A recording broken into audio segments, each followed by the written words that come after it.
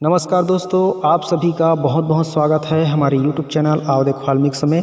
दोस्तों, आपने आज ये वीडियो देखने का जो फैसला लिया है, सच में बहुत ही महत्वपूर्ण अनमोल फैसला लिया है। ज़िंदगी का एक बहुत ही महत्वपूर्ण जानकारी आपको मिलने जा रहा है, क्योंकि आज मैं आप लोगों को एक दिव्य शक्तियों से भरा हुआ लता करंज के पौधे से परिचित कराने जा रहा हूं। इस लता करंज के बारे में शास्त्रों ने बहुत सारे ऐसे ऐसे प्रयोग बताए हैं। इस लता करंज के साथ इतनी शक्तियां जुड़ी हुई है कि आप इसका प्रयोग करके बहुत ही आसानी से कोई भी इसका प्रयोग करके अपना जीवन सुखमय और सुखी बना सकता है। दोस्तों, तो आप लास्ट तक वीडियो में बने रहें। आज मैं आप लोगों को इसके अलौकिक शक्तियों को बताने वाला हूं और इसके अचूक और आसान टोटके बताने वाला हूं। साथ ही आप लोगों को इसके बलवर्धक और शक्तिवर्धक प्रयोग भी बताने वाला हूं। तो दोस्तों, अगर वीडियो की जानकारी अच्छी लगे तो लाइक ज़रूर कीजिएगा। अगर आपको इस वीडियो को पूरा देखने का समय है तभी आप इस वीडियो को देखें, अन्यथा छोड़ के अभी चले जाएं। बाद में जब समय हो तभी इस वीडियो को पूरा देखें। दोस्तों, यह लता करंज दिव्य वनस्पति है। यह पूरे भारतवर्ष में सर्वत्र पाया जाता है। कहीं न कहीं आपने इसको कभी न कभी देखे ही होंगे, तो इस लता करंज को पहचानते होंगे। दोस्तों, इसके लता करंज के बहुत सारे नाम हैं, जैसे इसको रक्त करंज भी बोला जाता है और हमारे छत्तीसगढ़ी भाषा में इसको गोटारन बोला जाता है। और इसका वैज्ञानिक नाम है दोस्तों पोगोमिया ग्लोबरा।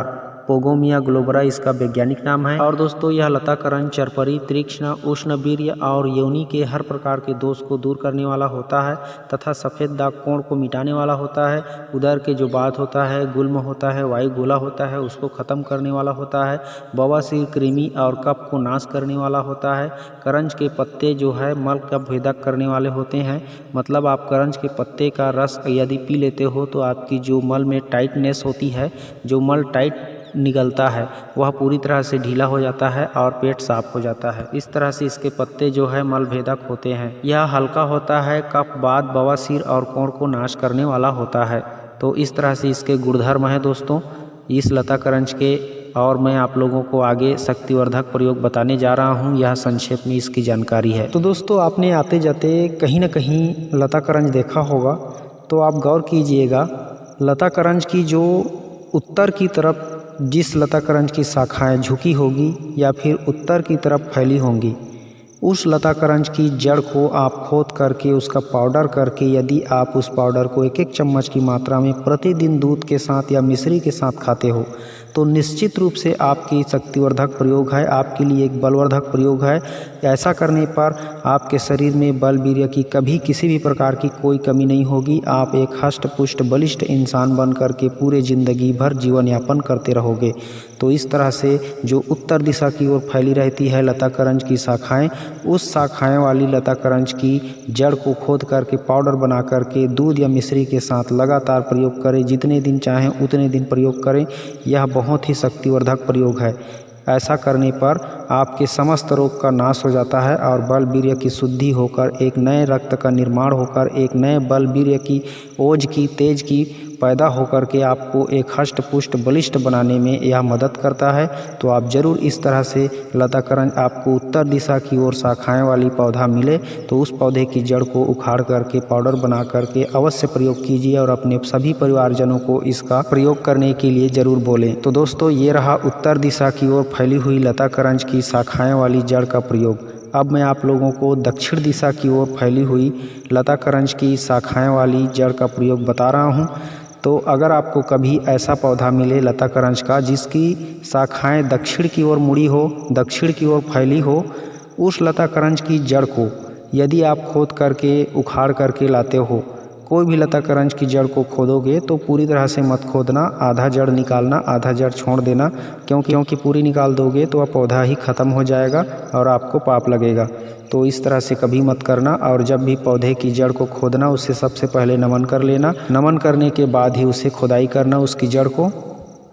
तो दक्षिण की तरफ जो पौधा मुड़ी हुई होगी, जिसकी शाखाएं जिस पौधे की मुड़ी हुई होंगी दक्षिण दिशा की ओर, उस पौधे की जड़ को खोद करके निकाल करके लाना और मंगलवार के दिन लाना। इस काम को आप मंगलवार के कीजिए और मंगलवार को सुबह को लाइएगा। याद रखिए इस बात को भी, जब मंगलवार के दिन सुबह हो, मतलब आज मंगलवार का सुबह का दिन है, तो आज आपको सुबह जाना है और सुबह उस काम को कर लेना है और उसको ला करके उसके जो जड़ है उसको पूरी तरह से पेस्ट बना करके कूट पीस करके पाउडर करके आप उसे हनुमान जी का प्रतिमा बनाइए। हनुमान जी का प्रतिमा अगर ना बने कोई बात नहीं है, कोई भी रूप दे दीजिए, लेकिन उसमें आप हनुमान जी लिख दीजिए। और हनुमान जी लिखने के बाद उसको पूरी तरह से सिंदूर से लेपन कीजिए, सिंदूर का लेप कीजिए पूरी तरह से। छोटा सा भी प्रतिमा बनाए तो भी अच्छी बात है, जितना बन जाए उतना बना लीजिए अपने हिसाब से, जितना जड़ होगा उतना ही तो बनेगा,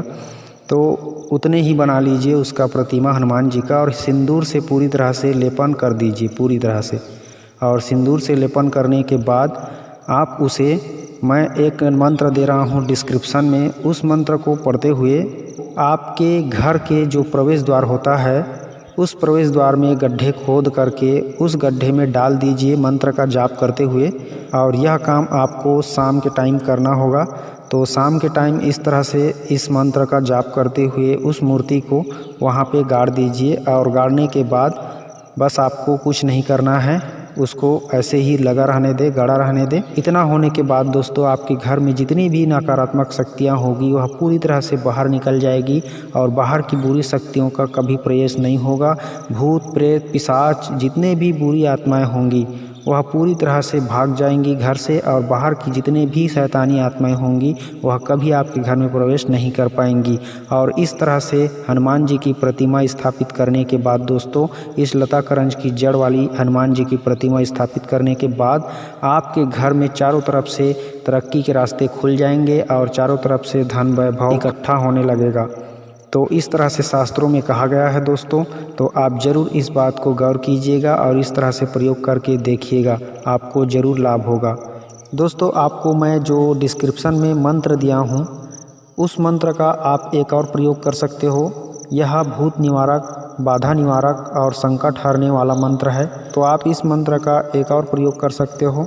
जिसको भी भूत प्रेत की समस्या रहती है या फिर जिसके घर में शैतानी आत्माएं रहती हैं या जिसको भूत प्रेत ने जकड़ रखा है, पकड़ रखा है, आत्माएं उसके अंदर घुसी हुई है, या फिर जिसको किसी भी प्रकार के भूत बाधा से समस्या से वह ग्रसित है, उस व्यक्ति के सामने बैठ करके या फिर आपके सामने उसे बैठा करके हाथ में जल लेकर के उस मंत्र को पढ़िए। और उस मंत्र को पढ़ने के बाद क्रोधित होकर के गुस्सा मन से हाथ में पकड़े हुए जल को उसके ऊपर क्रोधित होकर के छिड़काव कीजिए।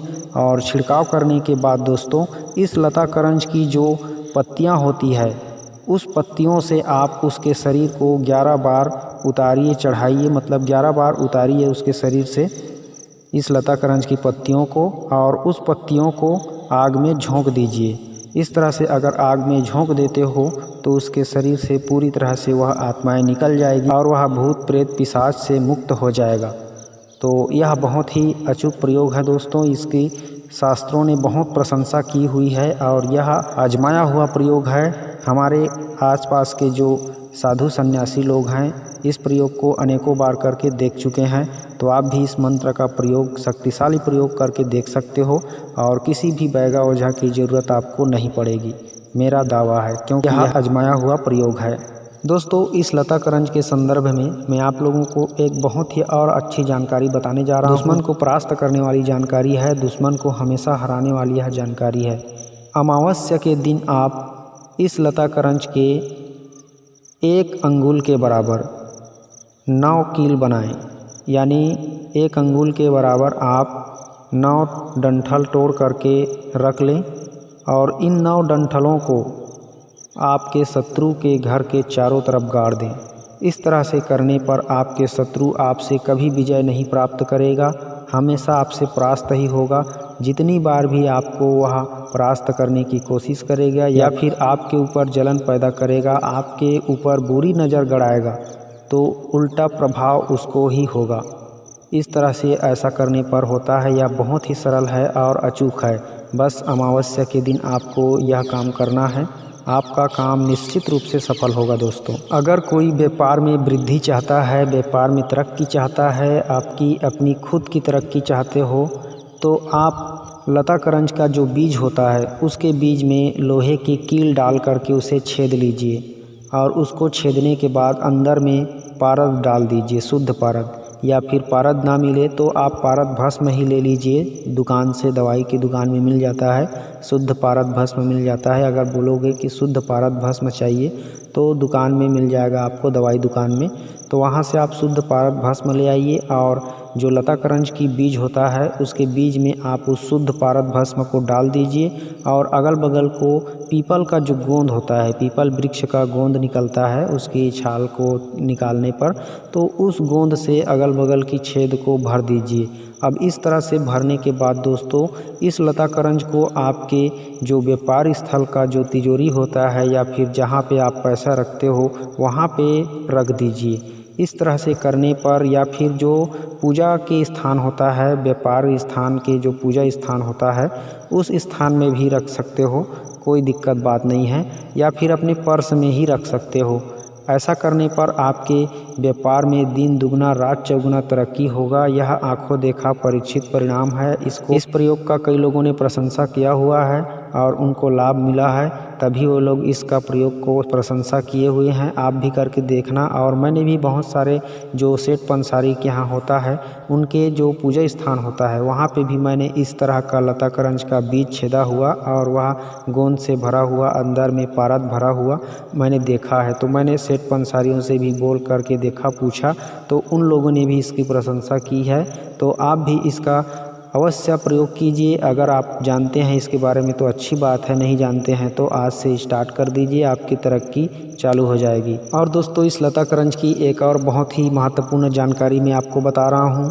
ग्रहण काल में, कोई भी ग्रहण काल हो, चाहे सूर्य ग्रहण काल हो चाहे चंद्र ग्रहण काल हो, ग्रहण काल में यदि आप इस लता करंज की किसी भी पौधे की जड़ को खोद करके रख लेते हो और उस जड़ को आप किसी भी प्रकार के तांबे के ताबीज या फिर स्वर्ण के ताबीज में भर करके, स्त्री हो तो बाएं भुजा में और पुरुष हो तो दाएं भुजा में हमेशा धारण करनी चाहिए। इस तरह से धारण करने पर कोई भी बांझपन हो स्त्री वह पुत्रवती हो जाता है और कोई भी पुरुष जो नामर्द हो वह मर्द हो जाता है।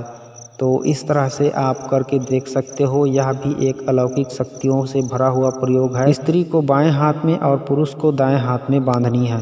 दोस्तों इस लता करंज की एक और महत्वपूर्ण जानकारी मैं बता रहा हूं जो कि लास्ट है। अब मैं आप लोगों को इसके जो जानकारी बता रहा हूं वह हर एक के लिए फ़ायदेमंद है और हर कोई इसे कर सकता है। तो लता करंज का जो बीज होता है उस बीज को सेम उसी तरह से छेद कर लीजिए लोहे की कील से। छेद करने के बाद दोस्तों आप उस छेद में शुद्ध पारद भर लीजिए और शुद्ध पारद भस्म भर लीजिए। और भस्म भरने के बाद आप अगल बगल को बट वृक्ष का जो दूध होता है उस दूध से भर दीजिए। उस दूध से अगल बगल की छेद को भरने के बाद और अंदर में पारद भस्म डालने के बाद वह पूरी तरह से बंद हो जाए लता करंज का बीज, तब आप उस लता करंज के बीज को मुंह में दबा लीजिए, मुंह में रख लीजिए। उसके बाद आप जितनी मर्जी चाहें, जितना समय तक चाहें उतने समय तक अपना काम वासना का पूर्ति करते रहें। आप जब तक थक नहीं जाओगे, परेशान नहीं हो जाओगे, तब तक, यानी जब तक आप नहीं चाहोगे तब तक आपका वीर्यपात नहीं होगा। यह अद्भुत और प्रमाणित बात है, क्योंकि जो आप लता करंज के अंदर में पारद भस्म डाले रहोगे वह शिव जी का वीर्य होता है। आप कहीं भी इस जानकारी को खंगाल के देख सकते हो। जो शुद्ध पारद होता है वह शिव जी का वीर्य होता है और उसी के भस्म को आप उसके अंदर डाले हो। और जो बट का दूध होता है वह ब्रह्मा जी का अंश होता है। तो इस तरह से दोनों का मिश्रण करके लता करंज में डाल के, यदि मुंह में डाल के उसके बाद आप संभोग करते हो, रति क्रिया करते हो, तो आप कितने भी टाइम तक करते रहो आपका वीर्यपात होगा ही नहीं। यह मनचाहा सेक्स टाइम को बढ़ाता है। यह पूरी तरह से प्रमाणित बात है। आप इस उपाय को करके देखिए, आपको अवश्य लाभ होगा। तो दोस्तों आज की वीडियो की जानकारी आपको कैसी लगी? अगर अच्छी लगी हो तो वीडियो को ज़रूर लाइक करें, शेयर करें और इसी तरह की वीडियो हमेशा देखने के लिए हमारे चैनल को सब्सक्राइब करके जुड़े रहें। तो आज के लिए बस इतना ही दोस्तों, मिलते हैं किसी और अच्छी नई औषधि वीडियो के साथ। तब तक के लिए खुश रहिए। जय हिंद, नमस्कार, जय छत्तीसगढ़।